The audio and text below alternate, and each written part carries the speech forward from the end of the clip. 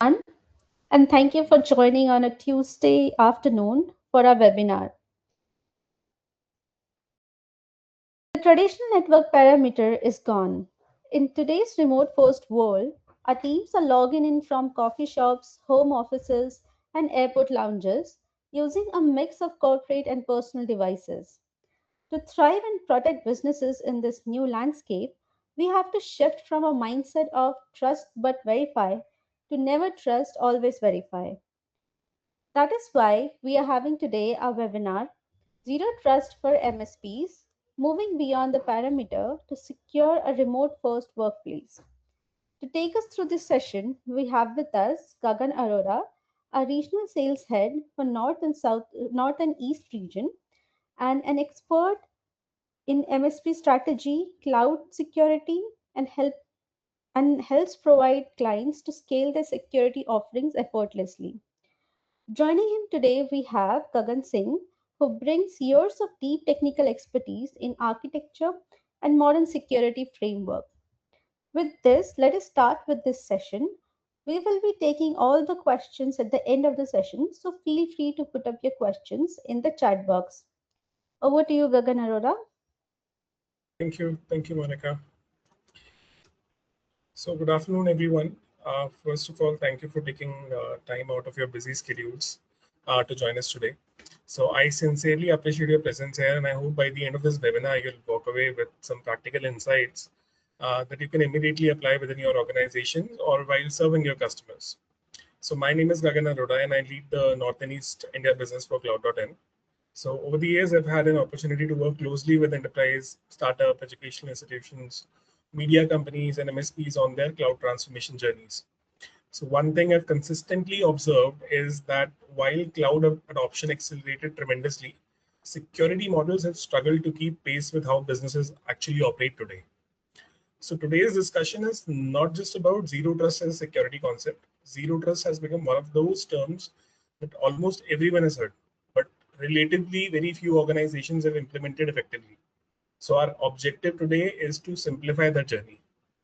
So we'll discuss why traditional perimeter security no longer works, why managed service providers are uniquely positioned to help organizations solve this challenge, and how organizations can practically implement zero trust without making security overly complicated for everyone. Right. So before we move into the security aspects, I'd like to spend a few minutes introducing Cloud.10, and I believe it's important for you to understand who is speaking to you today, what experience we bring, and why our perspectives come from years of delivering real customer projects rather than simply discussing theoretical concepts. So the title for today is Zero Trust for MSPs, moving beyond the perimeter of to secure a remote first workforce. So the title itself reflects one of the biggest changes we have witnessed over the last few years, especially after COVID. If we rewind 5 or 6 years, cybersecurity strategies revolved around protecting office networks. Organizations invested heavily in firewalls, VPNs, intrusion detection systems, and securing office infrastructure because employees largely worked from one location. Today, the assumption no longer exists. Employees are working from home, they're working from airports, they work from customer offices, they work while traveling, applications have moved to cloud platforms, data lives across multiple SaaS applications, users are connecting through personal devices as often as corporate laptops, right? So the real question is, how do I secure my users regardless of where they work? That is where zero trust becomes relevant. So rather than trusting someone simply because they are inside the corporate network, zero trust assumes that every access request must be verified continuously. So we'll spend the second half of today's webinar exploring that in detail. But before that, let me introduce the organization behind, today's session, as I reiterated. So yes, so whenever organizations evaluate a partner, right, they usually ask three questions. First, can this partner design the right solution? Second, can they successfully migrate my workloads? Third, will they continue supporting me even after the migration? So at Cloud.in, we built our organization around answering yes to all the three questions. For over 27 years, we have been helping organizations embrace technology with confidence. While cloud computing has actually evolved dramatically during this period, one thing has actually remained constant, which is customers don't simply need technology. They also need a trusted partner who understands their business objectives. So today, Cloud.in supports more than 10,000 customers, managing around 40,000 plus domains, protecting around 8,000 plus endpoints, and we oversee more than 200 live cloud workloads. And behind these numbers is a highly skilled team of over 100 cloud professionals holding 400 plus cloud certifications, backed by a 24 into 7 knock and sock. So our presence currently extends across Bangalore, Pune, Mumbai, Delhi, and the US, Pune being the headquarter location, allowing us to support customers with both local expertise and global delivery capabilities. Right. So, however, I'd like to emphasize that numbers alone don't define an organization. So, what truly differentiates us is our delivery philosophy. Right. Many of the cloud providers these days help customers migrate their workload. Once the migration is complete, that engagement often ends. So our philosophy, as I informed in the beginning, it's very different. We become long-term technology partners. We help customers plan, architect, migrate, optimize, monitor, and then we secure, right? And most importantly, we continuously improve their cloud environments as business requirements evolve. So this becomes especially important in cybersecurity. Security isn't something you implement once; it's actually a continuous process, right? That's exactly the role Cloud.in plays, right? So let me take you through our journey, right? So every successful organization has a journey, right? And our journey reflects how technology itself has evolved over the past 25 years. So Cloud.in started back in 1999 with a vision of helping businesses embrace digital transformation. But then cloud computing didn't exist in a way that we know it today. So businesses were primarily focused on websites, digital services, and online presence. So those early years gave us deep exposure to enterprise IT operations and customer expectations. Right. So the biggest turning point came around in 2015, where we became an AWS partner. So this wasn't simply adding just another logo to our portfolio. Rather, it represented a strategic commitment to becoming cloud specialists. So from that point onwards, our investments shifted towards cloud consulting, managed services, automation, migration, and security. Between 2018 to 22, AWS validated our expertise through multiple competencies, including education consulting, Microsoft workloads, etc. So these competencies are important because AWS doesn't simply award them based on training, right? Between 2023 and 24, we further strengthened our portfolio with migration and modernization and SMB competencies. Right, so these competencies directly align with all the challenges that the organizations have been facing today: moving workloads to cloud, optimizing their cloud cost, right? Modernizing the legacy applications or infra, right? Supporting like growing businesses with scalable infrastructure. Then came another exciting milestone for us in 2025. Cloud.in achieved the AWS GenAI competency. So as artificial intelligence become mainstream, customers are looking beyond their infrastructure. They're asking how AI can improve productivity, right? Talking about their AI initiatives, customer experiences, operations, and security. So our GenAI competency allow us to guide the customers on that journey as well. And if I talk about this year, like we have achieved one of the most prestigious recognitions within the AWS ecosystem, which is the AWS Managed Services Provider Program, right? So this is very significant because AWS MSP designation isn't awarded based on the technical certifications only. There's like months and years of expertise and sweat into it to achieve this particular designation, right? And only a very handful, or I would say very limited of partners globally are able to achieve this level of recognition, right? So talking about our core competencies, uh, so when the customer hears words like AWS competencies, they often wonder what practical value it brings. So let me just simplify that for you. Think of AWS competencies as independent validations from AWS, saying that this partner is repeatedly delivering successful customer projects in this specific domain. So Cloudin has built competencies across Microsoft workloads, education services, migration, modernization, SMB services, AI services, wars. like public sector engagements, managed services. Suppose an educational institution wants to migrate its learning platform. So we have the educational competency. Suppose some manufacturing customers want to modernize their legacy ERP applications. We have migration and modernization competency with that. Suppose an SMB customer wants cost optimization with 24/7 monitoring. So our SMB competency and managed services capability become relevant there, right? So instead of engaging multiple vendors for different parts of the journey, customers can actually rely on one partner capable of handling the architecture, migration, operations, and many other things. So this unified approach reduces complexity at the customer's end significantly, right? So these competencies actually demonstrate a broader expertise, but AWS also validates individual technical implementation, and that's what you're going to see on the next slide. Yes, so every AWS service delivery badge shown here represents successful customer implementations reviewed directly by AWS. Why this is important? Because cloud technology is becoming increasingly specialized. It's no longer like sufficient to simply launch virtual machines. Organizations today they work on Kubernetes, infrastructure as a code, cloud security, automation, data analytics, and much more. Right. So we have validated delivery capabilities across all these services like Control Tower, API Gateway, System Managers, DynamoDB, EKS, Kinesis. Right now, the question is why does it even matter to customers? Because cloud projects are rarely limited to just one technology. A migration project may involve infrastructure automation using CloudFormation, security using WAF, right? Governance through Control Tower, and analytics through Glue. Having having expertise across all these services allow us to build integrated solutions, which like instead of isolated deployments. More importantly, every validation represent real production experience, not lab demonstrations, right?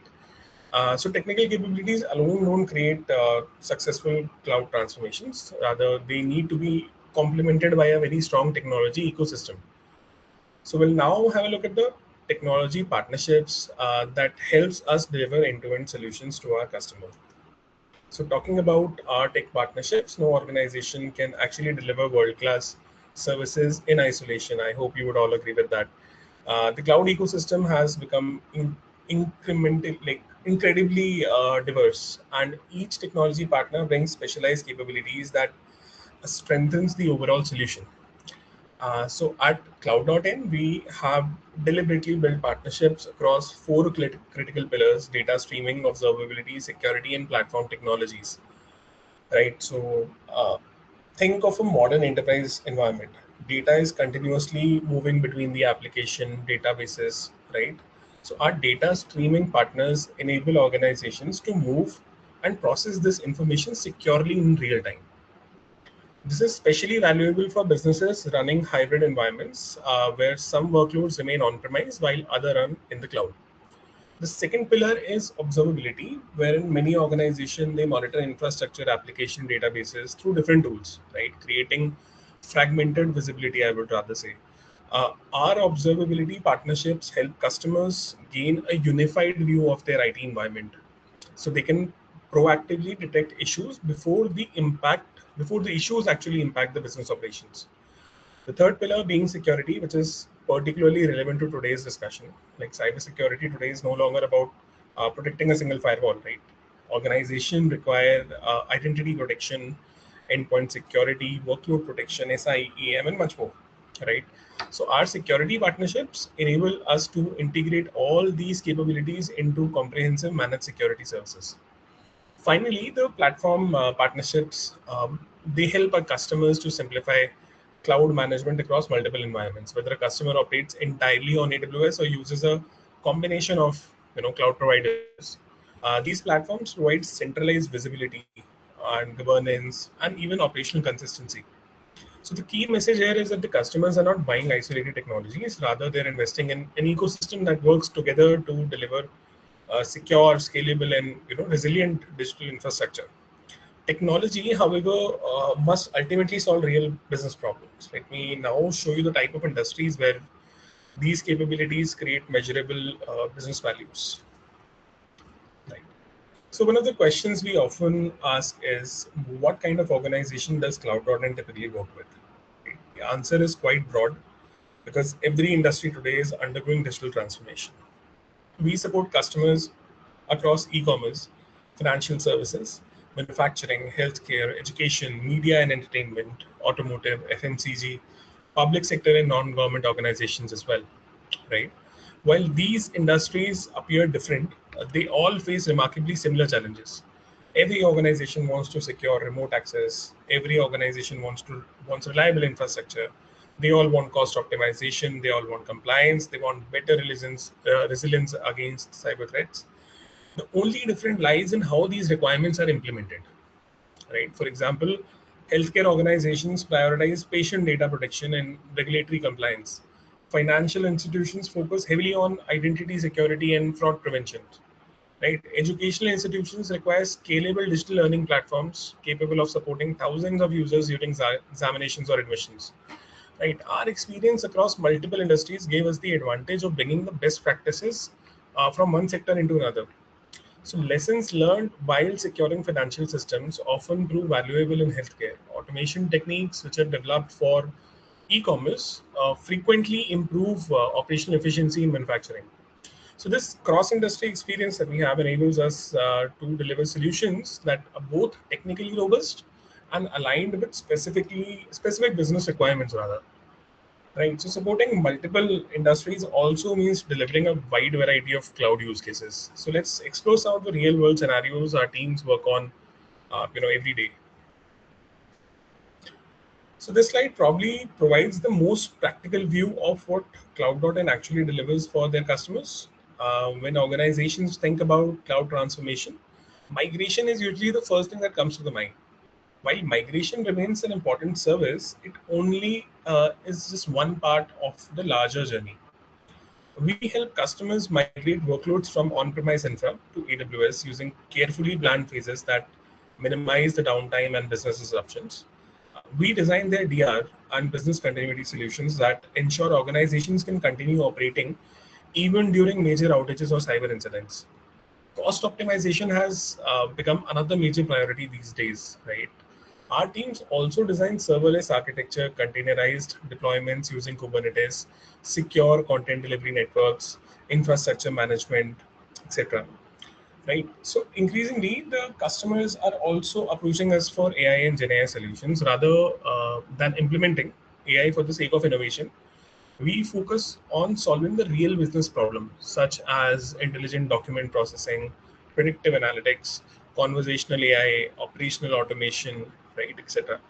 The important point here is that these services don't exist independently. They are actually integrated into a comprehensive managed services framework where architecture operates, optimize, automate, like security, they all work together. So the holistic approach significantly reduces the operational complexity for the customers, right? So alongside our services, we have also developed proprietary platforms to address challenges we repeatedly encountered while supporting our customers, right? So one interesting aspect of Cloud.n is that we haven't limited ourselves to providing consulting services alone. Over the years, while managing thousands of customer environment, we observed recurring operational challenges rather than solving these issues manually every time. So we invested in building our own platforms. Like a cloud governance platform helps organization maintain configuration consistency, right? Our AI-powered assessment platform simplifies the infrastructure assessments and enables organizations to identify modernization opportunities much faster. A security operation platform, it provides central monitoring and threat detection, right, and even incidents response capabilities, enabling all the security teams to manage risk more efficiently. Finally, our multi-cloud billing and management platforms provide consolidated visibility into cloud spending, helping organizations optimize costs across different cloud providers. These products were not developed in isolation. They evolved directly from the customer engagements, making them highly practical rather than pure theoretical solutions. The result is greater automation, faster service delivery, improved governance, and enhanced operational visibility for our customers. So everything we have discussed so far ultimately comes down to one question: why business outcomes can what business outcomes can customers expect? Right? That's exactly where our managed services offering focuses into. So ultimately, technology should deliverable deliver measurable business outcomes, right? Our customers, they don't want to invest in cloud services simply to adopt new technology. They invest because they want lower cost, they want higher reliability, stronger security, improved operational efficiency, and even faster innovation, right? Especially with AI in picture. So our managed services offering is designed around these outcomes. On average, customers experience around 15% cloud cost optimization through continuous monitoring, proactive governance. Cloud adoption accelerate because customers receive expert guidance throughout their journey instead of navigating complex decisions independently. Automation here plays a very centralized role in our delivery model. Nearly 97% of repetitive operational activities are automated, allowing our engineers to focus on higher value initiatives while improving consistency and reducing human error. So continuous monitoring is also there through 24/7 knock and SOC, which enables faster issue detection and response. Customers also benefit from fewer security incidents through proactive monitoring and identity-focused security controls.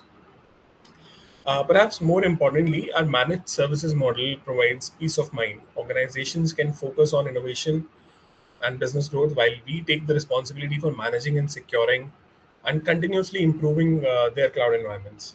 And this naturally brings us to the core theme of today's webinar, because if the organizations are relying on cloud infra, remote work, SaaS applications, and distributed users, the traditional concepts of trusting everyone inside a corporate network simply no longer works. The future belongs to organizations that verify every identity, continuously validate every access request, and build security around users rather than locations. And that philosophy is exactly what Zero Trust is all about. So, with that background on Cloud.in and our approach to their digital transformation, let's now shift our focus to the security challenges, being faced today in a remote-first organization, and explore why Zero Trust has become one of the most important cybersecurity strategies of this decade. Gagan Singh will take that over from here. Gagan, over to you.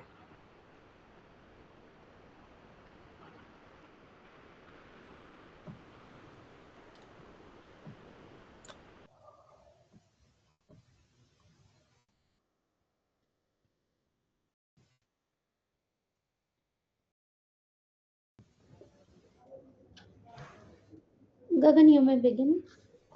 Yeah. So I hope am I audible, Monica? Yes, Yes, Gagan, you're you audible. are. Yeah. All right. So thank you, Gagan, for such a wonderful introduction. First of all, about our organization, what do we do, since how long we are doing this, and how we can help our customers to take care of all of their cloud-based requirements. So yeah, a little about me. I'm Gagan Singh. I'm a solutions architect for Cloud.in, and I'll be here to take you to the technical aspect of like how has remote work changed the security landscape for cloud. So let's start with that. So there are four aspects of it. So first one is workplace fluidity. Now, a few years ago, most of the employees work from the office, connected through the company network and accessed applications from managed devices, right? Securing the office perimeter was often enough for them. Today, that's completely changed. Employees work from home, client locations, airports, cafes, and even while traveling. You know that. At the same time, business applications like Microsoft 365, then Salesforce, Google Workspace, and AWS are accessed from multiple devices and networks throughout the day. Then there's dynamic mobility. Let's say, for example, a salesperson might start working from home in the morning, join a client meeting from a cafe, and later respond to emails from the airport. Every new device and every new network becomes another potential entry point for attackers, of course. Now, modern protection. This shift has fundamentally changed the security landscape. Instead of protecting just the office network, organizations now need to protect users, devices, identities, and data wherever they are. And that's exactly where zero trust comes into the picture. So, why are more businesses turning to managed service providers for their security? You know, uh, cyber cyber threats continue to evolve, businesses are increasingly relying on managed services providers to strengthen their security posture. Of course, today's customers expect much more than infrastructure management.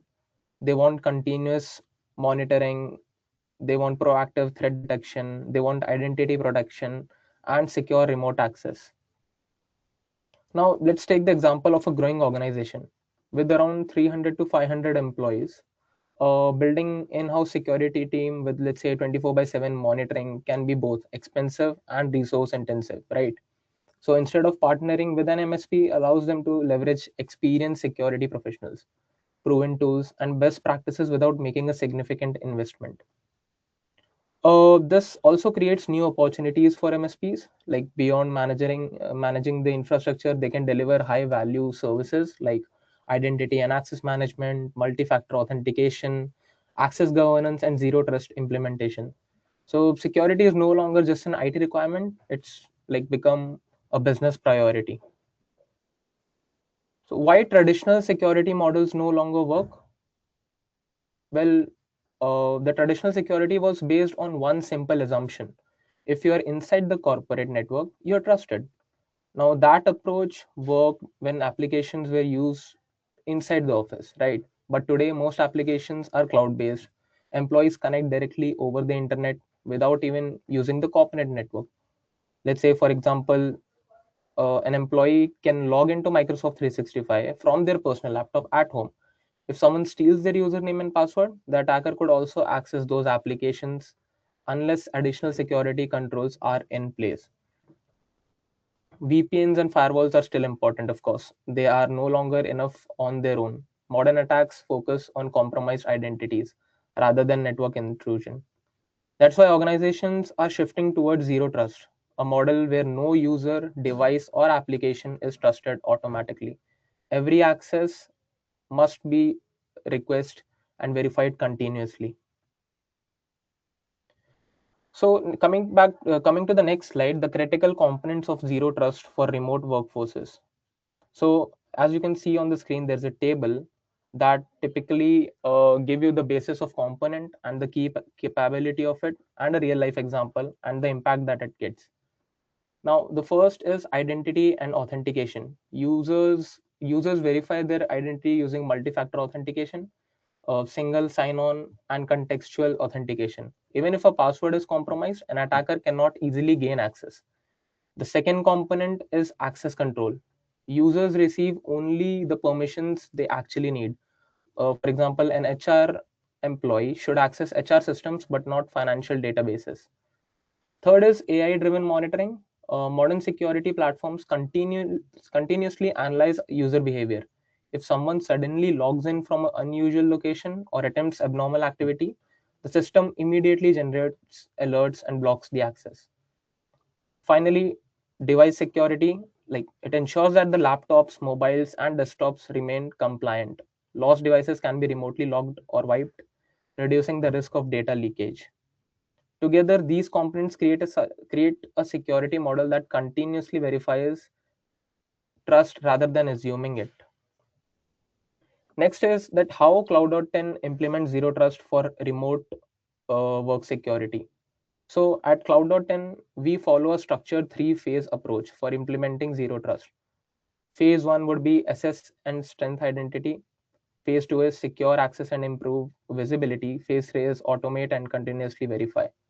So the first phase focuses on strengthening identity. We assess users, devices, and applications before implementing MFA, single sign-on, and role-based access policies. The second phase is about securing access and improving visibility. Here, we implement least privilege access, continuously monitor users' activity, and use AI-powered analytics to identify any suspicious behavior early. Finally, we move towards automation and continuous verification. Like security policies become dynamic. Authentication is like continuously validated. A threat response is automated across users, devices, applications, and endpoints. So the phased approach allows organizations to adopt zero trust gradually without disrupting existing business operations. Next is that Cloud.10's approach to securing industries with zero trust. One of the biggest strength of zero trust is that it can be adapted across different industries.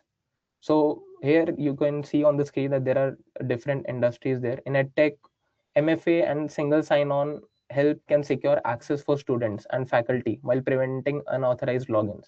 For e-commerce, it can be identity-based security and continuous monitoring, protect customer accounts and sensitive payment information, of course. In media and entertainment, that we have a very good forte in is least privilege access safeguards valuable creative assets and intellectual property. Advertising agencies benefit from stronger identity governance to protect client campaigns and confidential information. And in healthcare, secure identity management and endpoint protection help organizations meet compliance requirements while protecting patient data. Although each industry has unique challenges, the core principle remains the same: verify every user and secure every access request. That's it. That's the basic procedure. The next is the future of zero trust remote work. Well, as far as I have to say, is that zero trust continues to evolve alongside technology.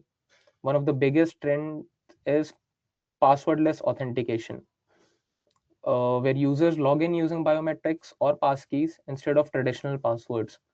This improves both security and user experience. Another important trend is AI powered identity intelligence, where AI continuously monitors user behavior, detects anomalies, and responds to threats much faster than manual investigation. We are also seeing the rise of decentralized identity. It's basically, giving users greater control over their digital identities while improving trust and verification. So overall, I would say the future of security is becoming smarter, more automated, and focused on identity rather than network boundaries. Coming to the next slide of our presentation, is that why partner with Cloud.in? So why choose Cloud.in as your zero trusted partner? Is because of the services and the competency that we're offering. Beyond implementing technology, we provide end-to-end managed security services as well. Our applications include 24 by 7 managed services, SOC and NOC operations, identity and access management, multi factor authentication, zero trust network access, continuous security monitoring, and security policy governance as well. Our goal is to help organizations build a security framework that protect users, devices, applications, and data regardless of where employees work. So with Cloud.10, security becomes a proactive rather than reactive, enabling businesses to confidentially embrace remote and hybrid both of the works. So that brings us to the end of today's discussion. I hope this webinar has given you a clear understanding of why zero trust is no longer just a security trend, but a business necessity for organizations embracing remote and hybrid work. If you'd like to assess your organization's current security posture or explore how zero trust can be implemented in your environment, we'd be happy to help. Please feel free to scan the QR code and reach out to our team using the contact details on the screen. Obviously, me and Gagan would be happy to help. Thank you for your time, and we'd be now be happy to take any questions.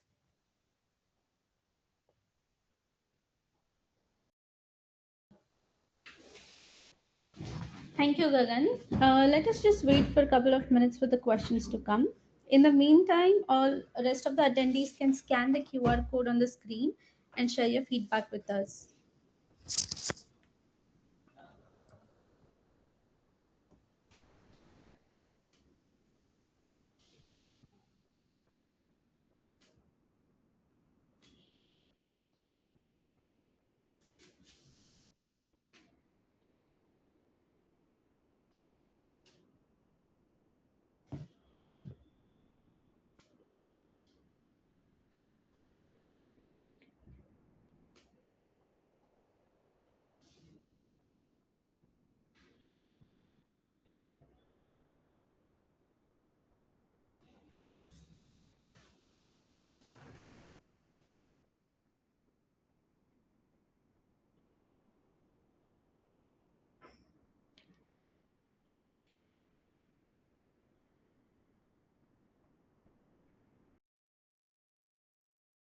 There are no questions so far from the audience. Even though you have any questions later on or have any queries or want to do any inquiries, feel free to get in touch with us on the contact details provided on the screen. With this, we conclude the session. I would like to thank both of you, Gagan Singh and Gagan Arora, for your valuable time and inputs. Thank you so much.